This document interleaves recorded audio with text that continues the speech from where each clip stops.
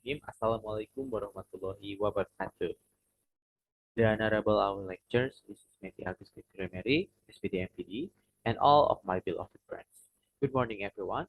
First of all, let us thank to the Almighty Allah Subhanahu wa Taala. Because of His blessing, we are able to come here, especially to join in this presentation. Let me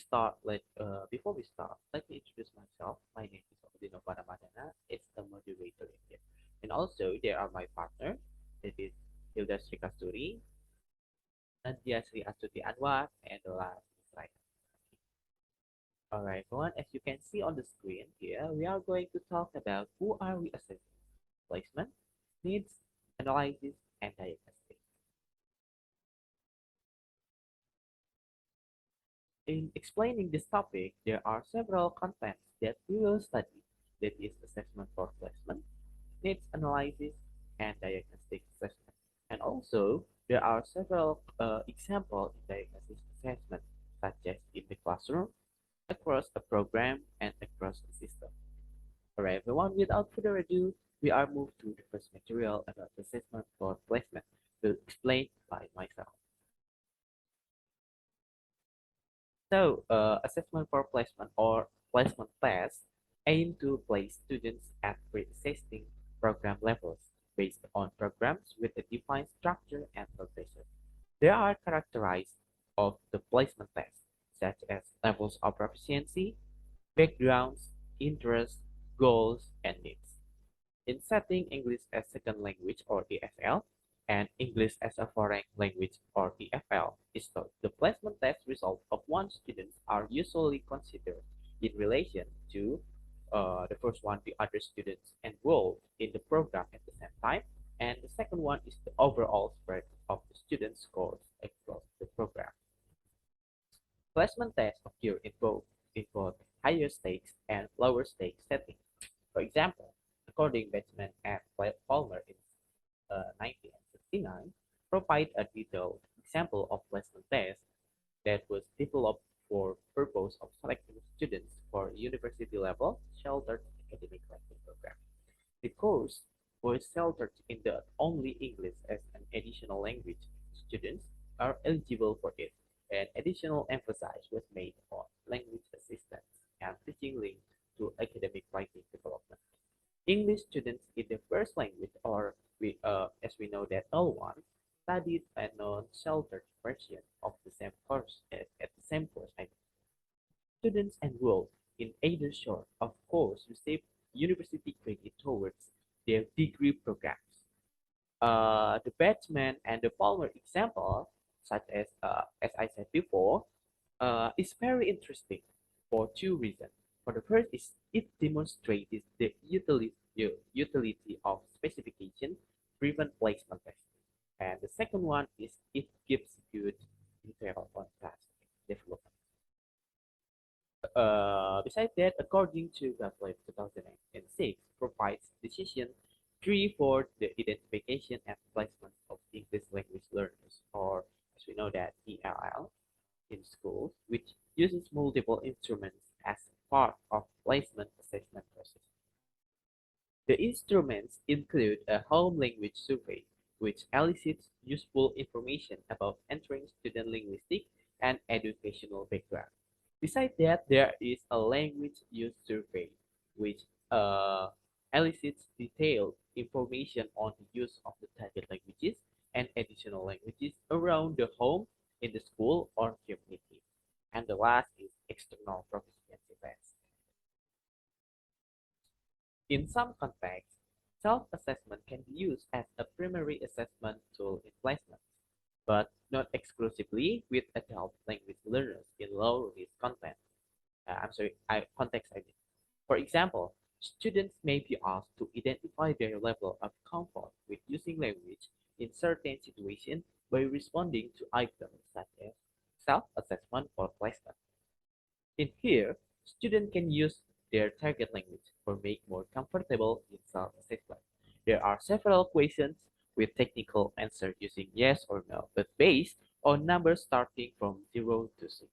Here, some example questions such as phone for an appointment with my doctor, listen to news story on the radio, read a newspaper article about winter crisis, fill in an online form about visit jacket.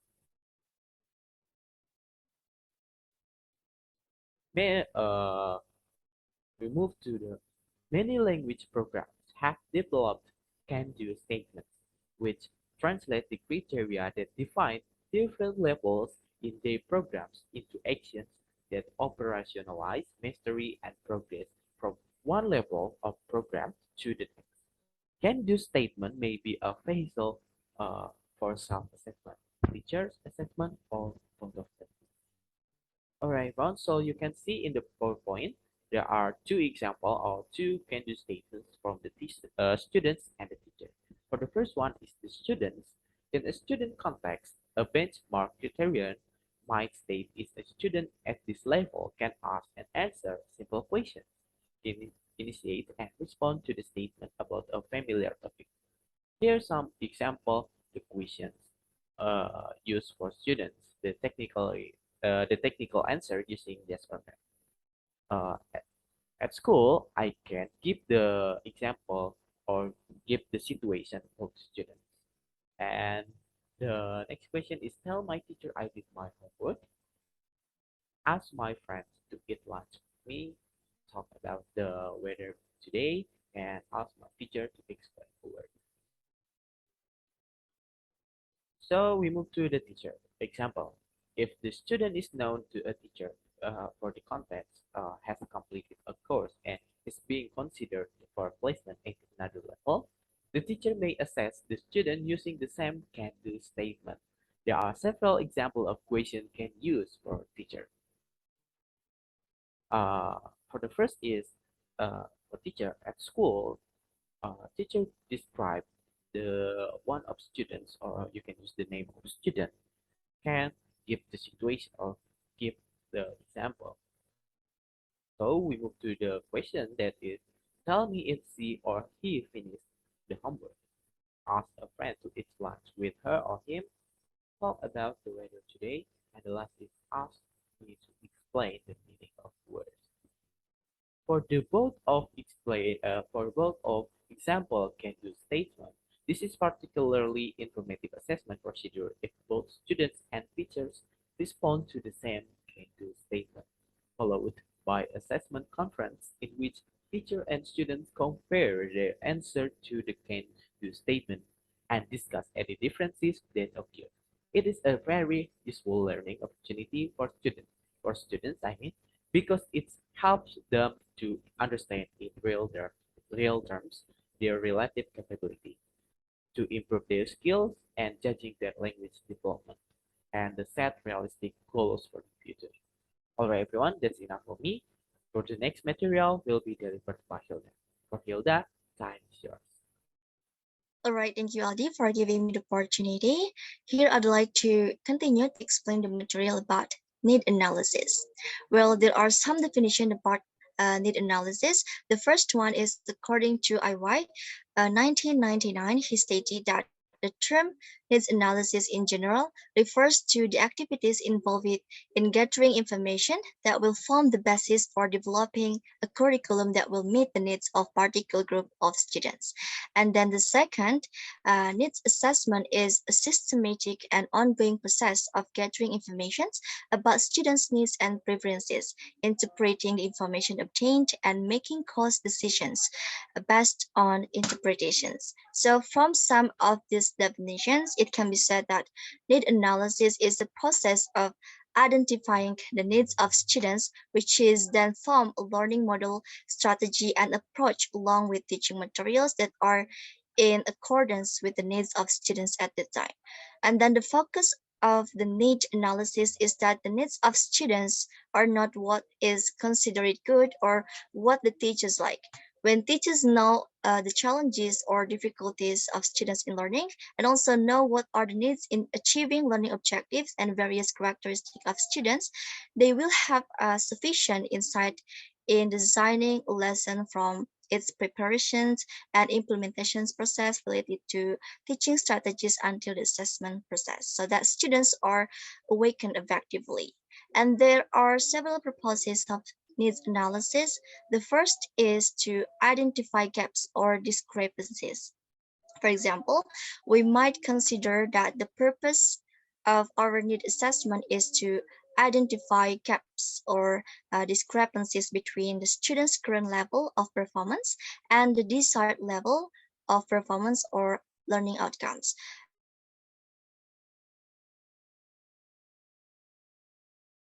This analysis helps us to understand the student's strengths and weaknesses so that we can address the weaknesses and work to develop their abilities, skills, and proficiency to reach the desired or intended level. And then the second is needs analysis as a means of eliciting and supporting students' participation in the selections of and emphasizes on class activities, topics, and procedures.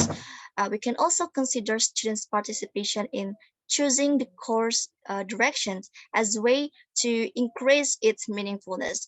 Recognizing students' interest acquired through needs assessment will encourage the development of their sense of personal responsibility for learning, improve goal setting, and increase awareness of the role of self assessment. And then the third is need analysis as an analytical.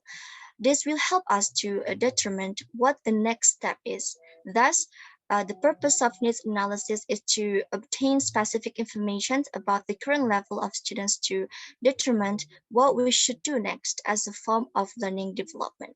And the last one is needs analysis as diagnostic process. By identifying what is missing in student learning that might put the student at risk, the diagnostic point of view of needs assessment sees it as a means of ensuring that critical capacities are in place, which if lost could lead to failure or harm. Next slide, please.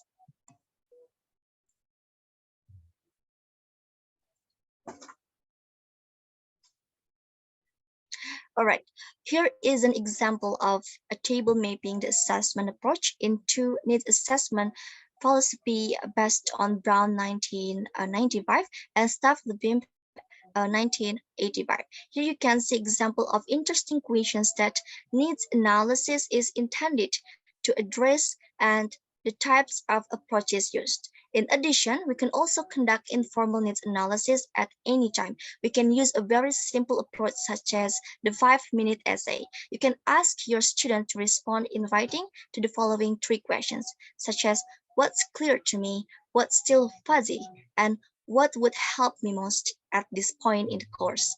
And of course, there are many other questions that you can ask your students to address. For example, what do I need more of? What could I use less of? What do I really like so far? And what is helping me most? And so on. And you should limit the number of question to 3 questions and limit the time for responding to around 5 minutes. After that, collect their responses and review their feedback. This is an on the spot needs assessment that will improve the quality of your teaching and address the specific concerns, issues, and so on of your students. It only takes 5 minutes for the needs assessment and requires little advanced planning, but it is very useful means of getting to know your students' perspectives on the course. I think that's enough for me. For the next material will be delivered by Nadia. For Nadia, time is yours.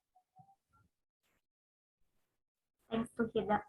Thanks to Hilda for giving me the opportunity. Here I will explain about diagnostic assessment. Diagnostic assessment ini adalah a third type of assessment which most often occurs at the beginning of a course. Nah, kemudian apa sih perbedaan diagnostic assessment dengan tipe assessment lain?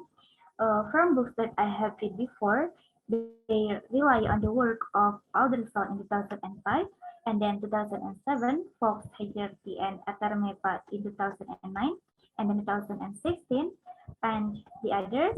The difference diagnostic assessment from other form of assessment because it is more narrowly scientific. A diagnostic test or assessment procedure is fully specified to test for specific capabilities that are related to target or intended competencies, skill, or abilities.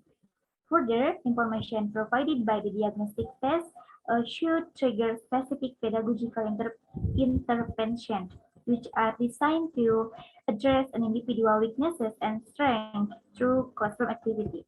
In other words, tes diagnostik ini adalah tes yang digunakan untuk mengetahui kekuatan dan kelemahan siswa ketika mempelajari suatu materi.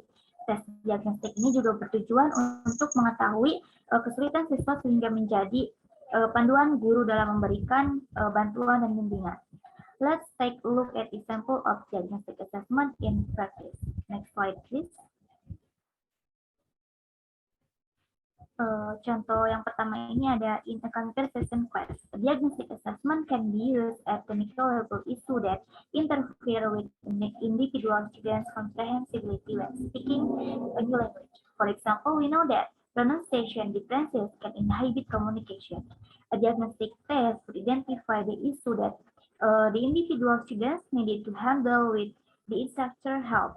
Penilaian diagnostik di sini would identify which one and potential exercises to handle a student's recognition of this pronunciation. Because if they were not handled, issue that inhibit their ability to communicate would impact their performance in the course. Kemudian mungkin speakers of different languages have different challenges in pronunciation, sehingga the instructor would not have time in the classroom to handle each of these differences for whole class. Nah, tetapi dengan adanya penilaian diagnostik di sini, the instructor can identify an individual capabilities and weaknesses and then offer a range of exercises specific to the individual's requirement without spending a lot of time. In this way, we can or the instructor can target the specific micro level challenges that could inhibit learning and development. These diagnostic tests or practices and activities are also freely available on the internet and then in the textbooks. In many language classrooms, the students may be diverse in language and culture. In a conversation class for students with background and proficiency in many different languages, the issue in speaking the target language will be equally diverse. So, for example, one of the students may be challenged by the pronunciation of consonant, but another may have challenges with intonation. And then still others may speak too quickly so that words or sentence go together in a flow of speech. Or it may be vocabulary is largely cannot understand. Nah, dari berbagai masalah di sini mungkin bisa saja kalian akan menemuinya ketika akan mengajar speaking in the new language. Nah, each one of these issues can be addressed with diagnostic assessment. The first step is to diagnose what interferes with communication, and the next step is to provide individualized activities to address them. Contoh yang kedua ini ada in an English for academic purposes or EAP class. Next slide, please. Peggy Hardwick teaches in the Rayhan University English for academic purposes or EAP program. She has used what she calls a diagnostic task to trace each student's strengths and weaknesses in academic English. This diagnostic task, we can see in the paper slide, help her to diagnose each student's skill. And then she used this assignment recently when she was teaching a class at an advanced level. She noted that when her students were placed in her EAP class, their skill in academic English were not necessarily blends. In fact, many students in the same class may have a very different skill. For example, some can speak fluently and easily in English. Others may be reluctant to speak or maybe very difficult to understand. And then her students also differ in their academic development in reading, writing, and listening skills. And then she argues that if she really wants her students to develop their full potential, she needs to understand their development in each academic skill and then design activities that will support their learning. I think that's all from me. Next material will be delivered by Rayhan. Rayhan, time is yours. All right. Thank you, Nadia, for giving me the opportunity. So everyone, I want to tell you about diagnostic assessment across a programmer and then diagnostic assessment across a system. So the first one is diagnostic assessment across a programmer. For example, a university AP across a programmer by Fox 2009. So that's mean in a context where the traditional placement assessment was replaced by external proficiency tests, which were unrelated. So in this case, misalignage with the program EAP curriculum all through student placement in a program was detected by external proficiency test score. The teacher which in the EAP program were provided post entry and diagnostic information about each of their students through the administration of a diagnostic test of all the students in the program. The information supported identification of group and the development of targeted activities by group for teachers. For the teachers and the program and how the teacher use information. However, one EAP teacher use to diagnostic information to set up group of students with similar language profiles and use individuals learning portfolios to the document change. And the learning portfolios allow for the collection of ongoing evidence of her students' learning developments. Another teachers develop a series of specific workshop targeting the language weaknesses. I mean, of different group of a student which in her class or his class. So everyone, we move to diagnostic assessment across a system. So, for example, external large-scale diagnostic assessment across college and university. That means this diagnostic assessment must often occur after student has been admitted to their program university are increasingly concerned about the retaining students they admit and supporting their academic success. The failure is costly for both the institution and of course the student. The name apply to diagnostic assessment of language is a factor in administration English assessment. There are increasing number of such assessment in many English medium contexts. Then, where a large number of international students are entering post-secondary institution, or where student population are becoming increasingly culturally and linguistically diverse. For example, the country is Australians, New Zealand's, and Canada. Maybe it's enough for me. I give it back to the moderator. Thank you. All right, everyone. Finally, we are finished to understanding the content from chapter 5. So we can conclude all the content, all the material that we have looked deeper into the specific evaluation techniques used to better understand the needs and skills of students. This chapter investigates placement testing, needs assessment, and diagnostic. Assessment diagnostic methods link evaluation with specific or focused advice. Its purpose is to explain how the specific language activity you will be implementing can help students who demonstrate deficiencies in each of these categories. So there are the conclusion from this topic for in this presentation today. All right, everyone. So thank you everyone for coming here in this presentation. Hopefully the presentation will give benefit for us. Thank you for your attention.